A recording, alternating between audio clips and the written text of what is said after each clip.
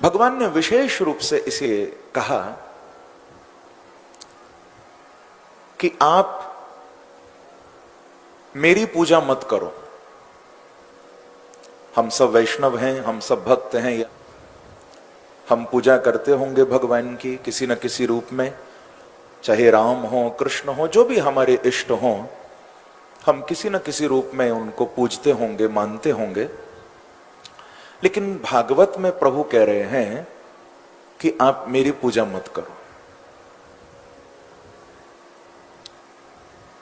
फिर क्या करें? प्रभु कहते हैं कि मेरी पूजा करने का अधिकार उसको ही है। मंदिर में आकर मेरी पूजा वो ही करे, मेरे विग्रह को वो ही आरती उतारे, वो ही स्नान कराए, वो ही भोग लगाए। कौन? भगवान कहते हैं जो मंदिर से बाहर निकलकर भी पूजा में लीन रहता है, जो मंदिर से निकलकर भी पूजा में ही रत रहता है।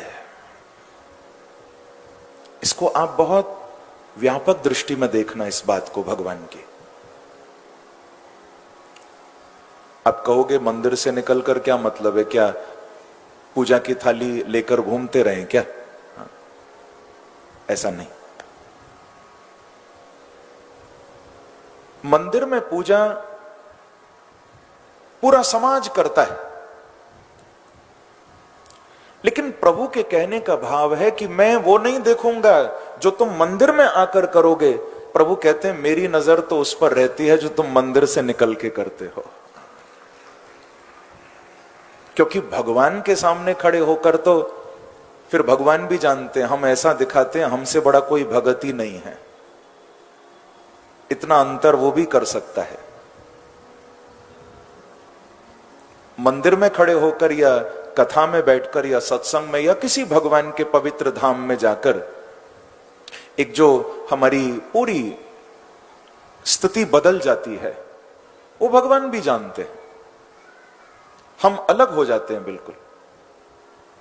पर जब भगवान से दूर जाते हैं, संसार में रहते हुए हमारी स्थिति क्या होती है?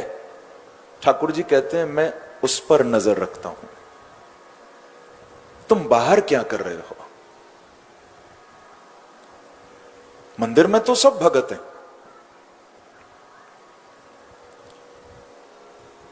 मंदिर से निकलकर हमारा जीवन कैसा है?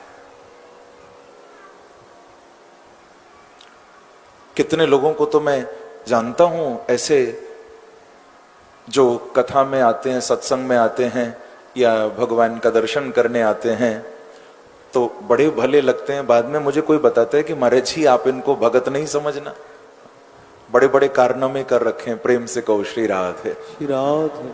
तो मुझे बड़ा आश्चर्य होता है कि ये कैसे हो सकता है? देखने में व्यक्ति इतना सज्जन, इतना भक्त, इतनी मीठी बातें करने वाला।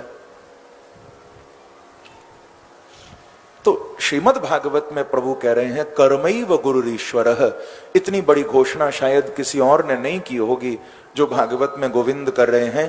प्रभु कहते हैं तुम एक बार को मेरी पूजा करना बंद भी कर दो, तुम भले मत करो, पर यदि संसार में जीते हुए तुमने अपने कर्मों को अच्छा बनाया तो प्रभु कहते हैं तुमको पूजा नहीं करनी पड़ेगी, तुम्हारा कर्म ही मेरी पूजा बन जाएगा। आप जो करोगे फिर वो पूजा ही होगा। अपने कर्मों को पवित्र बनो, अपने कर्मों को अच्छा बनो। पूजा करने का अर्थ यही है बंधु।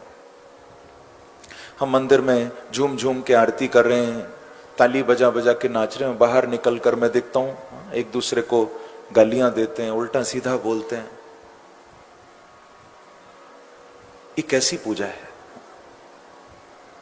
ये तो पूजा नहीं है।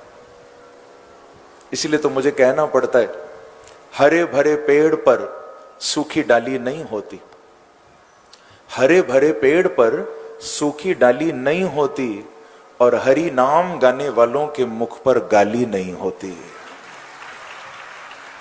हरे भरे पेड़ पर सूखी डाली नहीं होती, हरि नाम गाने वालों के मुख पर गाली नहीं होती, और फैला दे जो झोली तेरे दरबार में आकर, फिर उस शख्स की झोली कभी खाली नहीं होती।